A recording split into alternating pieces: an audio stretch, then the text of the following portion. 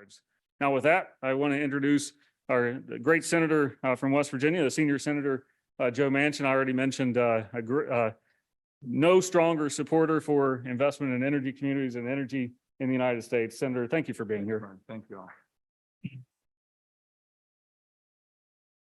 Thank you all. Good to see everybody here, and thank you all for being here. And I know it's going to be a very engaging and hopefully informational dialogue today that's going to be very helpful to all of you because there's an awful lot going on. Senator Capito staff, Jennifer, where's Jennifer? Jennifer Piercy. Jennifer's back there. It's good to see her. She's here. And also to Dr. Marty Roth. Is Marty here? If not, he made this available for us. So thank you, Marty. I appreciate it. What we're here to do is talk about the 48C and what's going on, but the working group in coal power plant communities. Let me tell you how all this came about. You remember the war on coal, 2008, 2009, when President Obama got in? And I was, at that time, I was chairman of the National Governors Association. And I knew him before. So I knew Obama back when he was a state senator and then he was a US senator. So I knew him, had a little bit of relationship with him, knew him a little bit. And I'll never forget in 2000, I'm thinking, Kathy, you might remember when they did the Future Gen, when they were $1 billion project, Future Gen, you remember? I remember that. And it was down to the last four finalists. Our state was one of the four finalists. I was governor. And they called and they says, well, you want to proceed further? And I said, no, we're talking about carbon capture. We're talking about pressurizing and putting carbon in the ground. We could not indemnify. I mean, we didn't know how to cover it. We weren't, our state wasn't capable of what we could have done to the groundwater things. We just didn't know. So with the uncertainties that we had back then, I'll never forget, he calls me. He says, I'm understanding you're not maybe going to move forward and you're one of the four finalists are going to pick one of us. Would you support Illinois? And I says, at that time, I said, Senator Baum, I'd be happy to do that. And I said, we work together. You have coal. A lot of my coal miners are working in Illinois.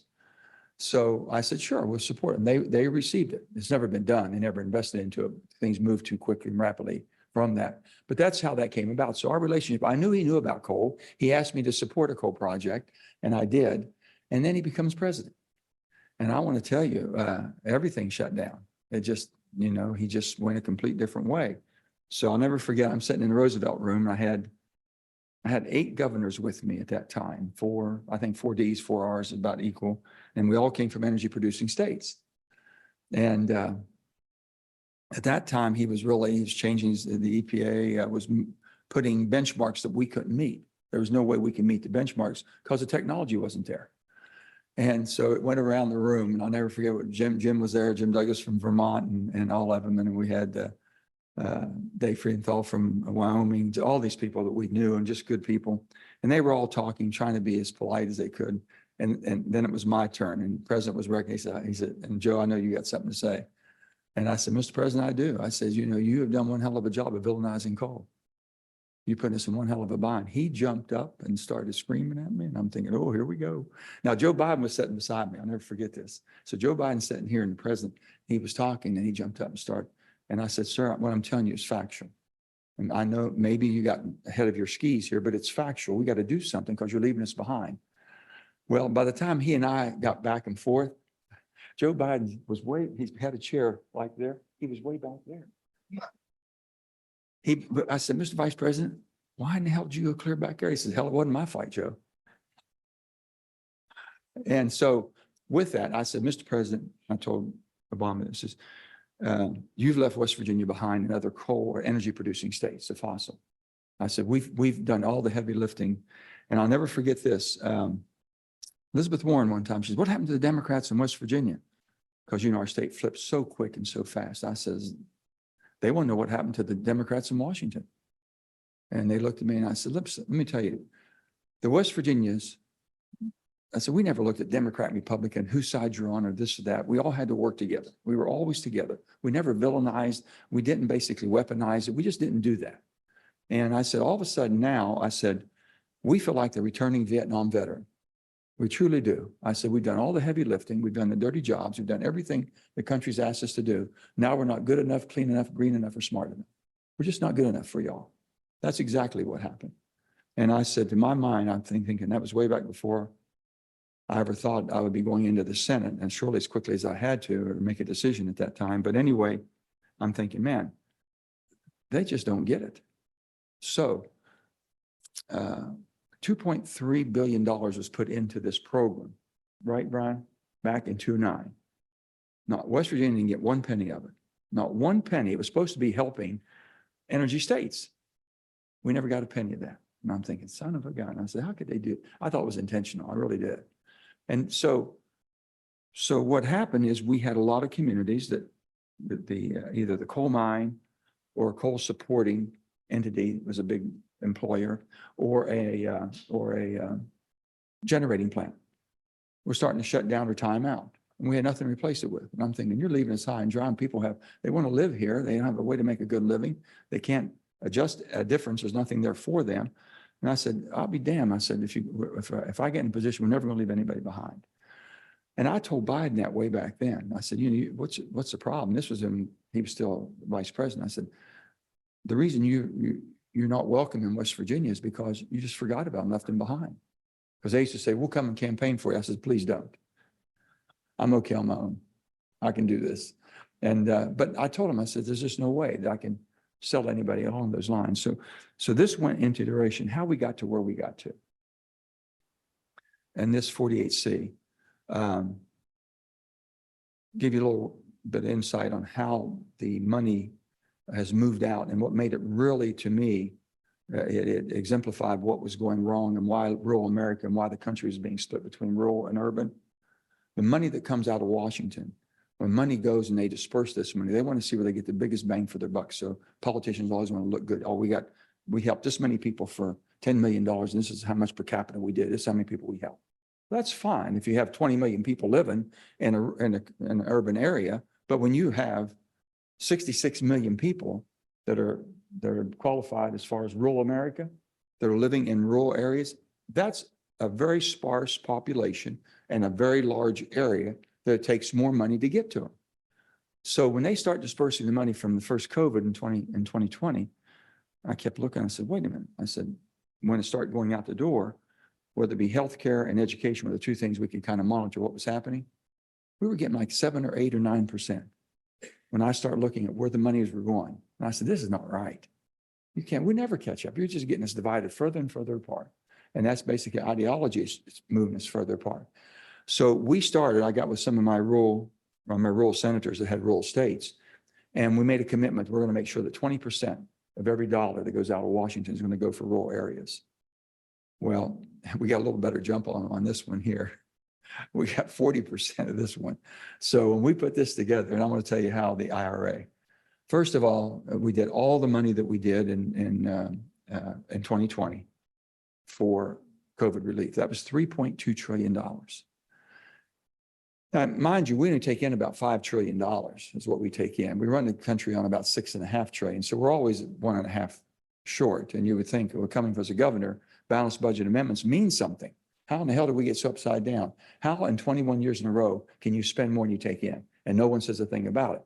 I says, we can't do that as governors because we had a balanced budget amendment, but we don't have a printing press in the basement. So maybe that's how you can do it. That's all I could figure out. So there's no conscience whatsoever on both sides. Republicans, Democrats, they're all guilty. And I'll tell you how they're guilty. And this is what we've got to change. I'm committed. I know I'm leaving here in a few months, but my work is not done. I'm committed to basically changing how we pass a bill. And when we pass a bill, you hear 10 years. So if you recall, after they did that, they did then the American Rescue Plan, ARP, remember that one? That's another 1.9. So let's say that's 2 trillion, 3, 2, and 2, now you're 5.2. We can't swallow that much. There's too much. We can't swallow that much in 1 year. The system can't do it. And it didn't do it. There's a lot of fraud, this and that. Just a lot of waste goes on. You just can't. And everyone's starting to sit back and wait for a check. And then we had a vaccine that was working and no one said you got to go back to work. We gave them an extra year of an extension. So you want to know why we're where we are now? People want to stay home and work or they don't want to work at all? They're waiting for that next check. That's exactly what they're waiting for. So then on top of that, they did the BBB. And I told myself, I can't do this. And they just kept beating on me. For 8 months, they tried to pass that, a landmark piece of legislation. Bernie Sanders comes to me. It was a $6 trillion bill. It was $6 trillion if it was a penny. It would always be $6 trillion or more. Everything they wanted to do, they threw everything that you could think in one piece of massive legislation. And Bernie said, hey, Joe, I cut it down to $3.5 trillion. I said, Bernie, bullshit. You didn't cut that down. I said, all you did was show that you were going to basically do this and this and this, but I know how it works. And here's how it works. If we tell you a bill and we have a CBO score, they want to do this, this, and this, new programs, whatever. And they say, well, it's going to cost $1 trillion. I'll use that figure. And then they said, well, and here's how we're going to pay for it. So they find all these different gimmicks to pay for it, or they have new taxes or direct money. So we're paying for it and okay. That's a 10-year cycle. That's 10 years. So if you look at the 10-year block, so now what happens? We have enough money here to pay for this. What they don't tell you is this, and this has been going on for years. If you want to know why we have $34.5 trillion of debt, I'll explain it to you right now. We have that, and both sides do it extremely well. Okay, we got it all paid for. We got a bill, we paid for it. Well, if you're paying for everything that you're doing, how did you get so much debt? What happens is some of these programs are so enticing, and they're so rewarding, and they're just to the point to where people just can't get enough of them. And they're all guesstimates. CBO is a guesstimate. Congressional Budget Office has to guess that this is certain behaviors, this is how much we spent in the past, this is what we should be spending. Guess what? If something is extremely popular, they'll run out of money in 3 years. That $1 trillion could be all sucked up in 3 years, but they still have 10 years of spending authority. The next 7 years is all debt financed. That makes sense? So that'd be like saying you really wanted to buy something and you overstepped your boundary and you didn't have the cash to do it. And you were able to borrow off your credit cards to pay the other 7 years for something you bought and only had 3 years of cash. That's about it in a nutshell. This has been going on for years, especially the last 2 decades. The last decade's been the worst. We are $13 trillion debt when I went there in the end of 2010, 13 trillion. We're now at 34.5. Never in the history of our country have we accumulated so much debt. That'll be the downfall. If this country falls, it won't be because another military might overtake us. Won't be any of that. It'll be because of our own debt, the weight of the debt will take us down. So when I told the president, and they beat on me from March until December. We pulled the bipartisan infrastructure bill out of that bill. I had to make a deal. I'm telling you all more than you probably want to hear, but I'm telling you, this is the facts. So I went to Schumer and he says, when are you going to vote for that? I said, Chuck, I'm not voting to get on the bill. They needed my vote to get on the bill. And I said, Chuck, I'm not voting to get on the bill. He says, what? I said, it's just a bad bill, too much. And then I said, Chuck, you got one part in there. The bipartisan infrastructure is basically, it's deferred maintenance that we need in our country. We haven't done for 30 years. And I said, pull that out. He said, what? And I said, pull that out. And he said, if I pull that out, will you vote to get on the bill? I says, if you pull that out and give us privilege on the floor and let me work with a bipartisan group of senators, if we come back and we agree, we have a privilege that goes to the floor without you stopping it through what we call a filibuster vote, 60 vote threshold. He says, yeah, I'll do it. I said, sure, shake my hand. Fine. Then I went ahead and made the deal. I says, I'll get on the bill, Chuck. That doesn't mean I'm going to vote for it. The reason I'm telling you that, do you remember when we did finally pass the bipartisan infrastructure bill and the squad held it hostage on the House side and said I lied to him? I didn't lie to you. I told you I get on the bill. I didn't tell you I was going to pass the bill. I never did tell you I was going to pass it. You got on the bill. It wasn't good enough. So in December, the president calls me over and he says, Joe, I'm going to delay the bill. And I said, Mr. President, I can't get there. I just can't. So I looked at him and I was in the White House with him. He takes me upstairs. Now, when they take you upstairs, they're serious. When they take you into the Oval Office, it's serious, especially when he makes everyone leave and just you and the president. But when he takes you upstairs to the living quarters and you're sitting at the dining room table, and then here comes Jill. She walked in. I just killed the free tuition for colleges or something. She's pissed off. Everybody's pissed off.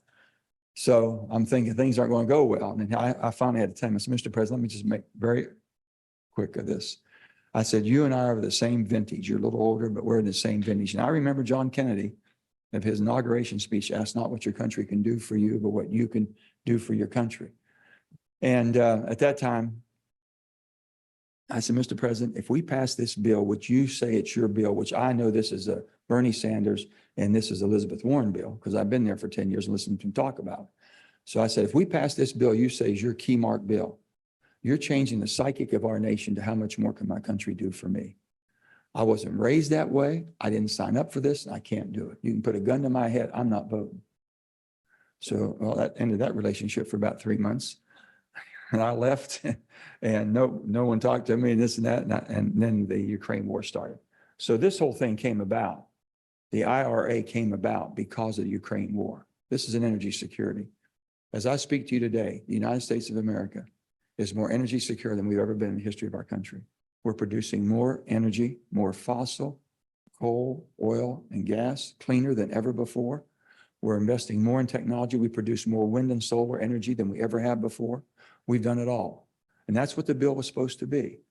But it was villainized because my Republican friend says, well, Joe, you did a great job. You killed that. But now you went and rolled over and played with the liberals. I said, guys, we had a chance to get an energy policy we never had. We're all in. They can't not put a wind or a solar farm anywhere on federal lands or federal waters unless we're extracting the resources we have underneath our feet. And that's why it's a balance that's been approached. So when we did this, we did for 48C, I put $10 billion. And I never forgot how we got screwed in 2009. So before I agreed on the 10 billion, I said 4 billion can only be spent in coal communities. 4 billion for any of this new technology. We should at least have the ability and the right to live where we've worked so hard and produced so much energy. That's how we got this. So it's important. And Brian, thank God he's there where he is, and Brian Anderson. And I wish he was in two places. I wish he was still at Nettle and still here too, but he had to pick one over the other. But he's in the right place to help direct this. So we got to show you all what can be done and how you can get this done.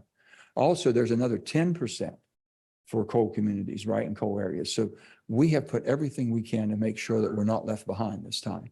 And that was the whole crux of what we did and how we did it. What else is there, Brian, that we're talking about on this? I'm trying. The other problem we're having problems. Any of you all that have read any of the bills that were passed, and you've interpreted the bills the way they were passed and the way we wrote them. And Zahava, where's Zahava? Zahaba's, Ureki is right there. Zahava has run a lot of these programs and run all the numbers as far as from what we intended and what they're trying to do, can give you the differences of what's going on. When a bill's passed, we have rulemaking here and it goes to rulemaking and all that. But what they do there, it goes back to the White House. The White House divvies it up and they say, okay, DOE, this is in your jurisdiction. IRA, environmental EPA, this is in your jurisdiction. And Interior, it's in your jurisdiction. And they give them, okay, how do you interpret this? Let me just say how it works in the real world. The White House, no matter who's in there, no matter who the president is, no matter what you pass, when it comes time, once you pass the bill, they get a chance to take another crack at it.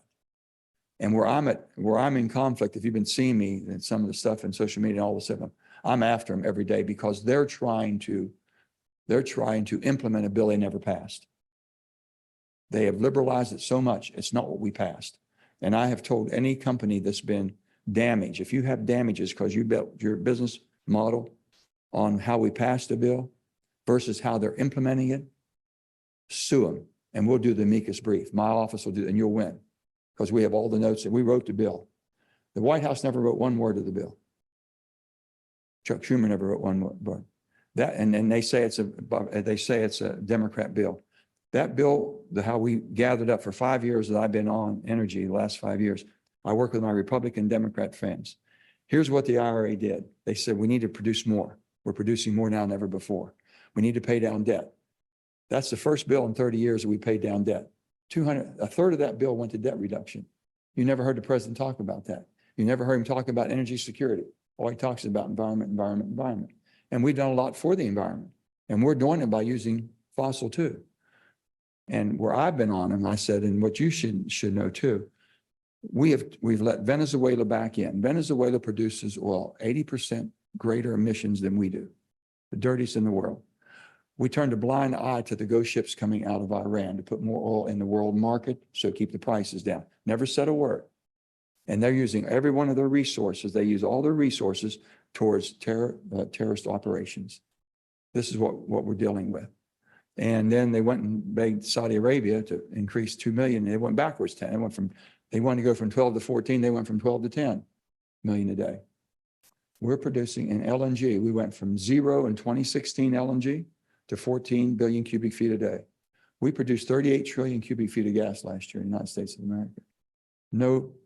Nobody in the world has ever done that. 4.7 billion barrels of oil. 14 billion cubic feet of LNG went out from 0 in 2016. And the price of gas never changed. We're still low, if not lower than we've been. So they can't tell me that. So what we're looking at, then they want to put a pause. I says, have you people lost your mind? You want to put a pause in LNG? I said, I'm going to pause the pause. It's crazy because you know what? There's no facts, no figures. Tell me what our reserve base is. Tell me what the demand is going to be for the market here in the United States to make sure that what we're concerned about is the economy and the constituents and the citizens of our country don't pay higher prices for higher profits overseas. But if we can help overseas and establish that, and I'll tell you the reason, all the vetting that went on and methane and everything else we had, if you don't have a way to capture that and use that as a raw product, you're going to be more emissions and more detriment to the environment. We're capturing it now. And then I have environments fighting me up in North Dakota. They're vetting like hell in North Dakota because they can't get a permit to get a methane pipeline to take the product off. So I said, fine, you can't charge them 1 penny a fine unless you give them a permit. If they do a permit and then they're still vetting, then you can fine them. So just common sense. These are the things. But you have a chance. We have a chance in West Virginia to change the trajectory of our country, of our state, like never before. We put more money for internet connectivity. So we should be getting high speed everywhere. If Frontier doesn't do their job, let me know because we'll go after them. And they have not been the best partners we've ever had. Let's put it that way. But we're on them heavy and you all have to let us know.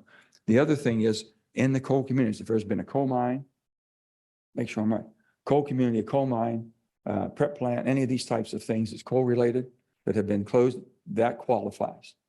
And then what you want to do is all this new with the battery technology and processing and all the things for critical minerals, we're able to connect to all those things. And they're all looking at West Virginia now because we are a hot commodity with all the tax credits. It's just you got to make your communities acceptable and get rewarded for this.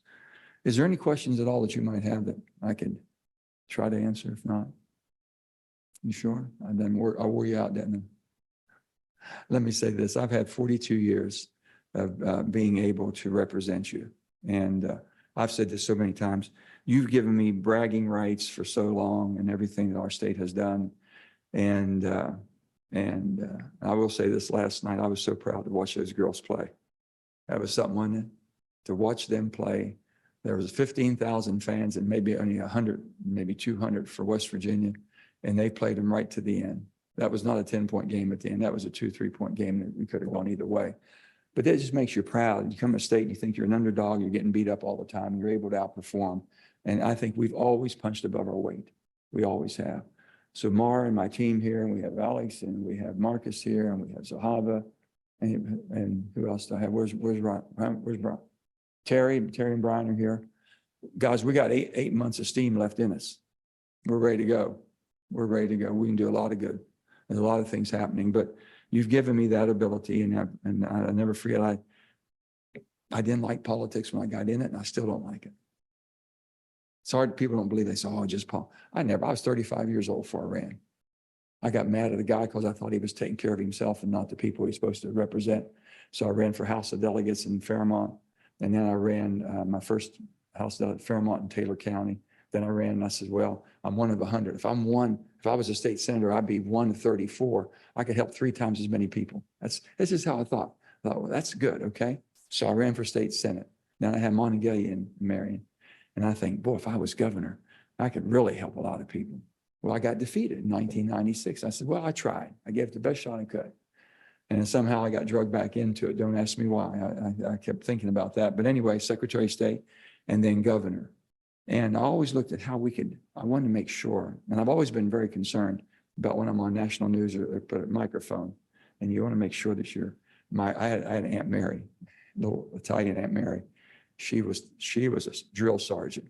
And man, if you didn't use right pronunciation, if you pronounced a word wrong, you didn't speak properly, she would slap you upside the head and get you corrected so quick. And I kept, every time I spoke on tele, I kept thinking, Aunt Mary would beat the shit out of me. I kept thinking of that. So I was always very careful of how I said and tried to pronounce, but I always wanted to represent the state of West Virginia for who I know we are. That's all. I just want to make sure they knew it. And I said, we don't do like that. We don't treat people that way. Just not who we are. I said, you know, we're the greatest state, I think, in the nation. I said, we've given more than most any state's given. We've fought in more wars and conflicts, shed more blood, lost more lives for the cause of freedom than any state. We've done the heavy lifting. We've mined the coal.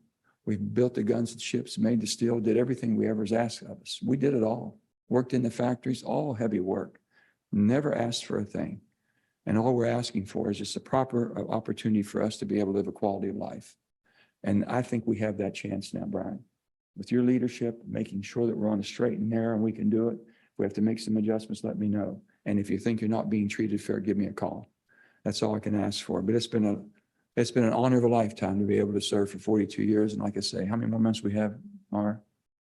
How many months we got? 8 months left. We're gonna give them hell for 8 more months. So, okay. Thank you all. God bless.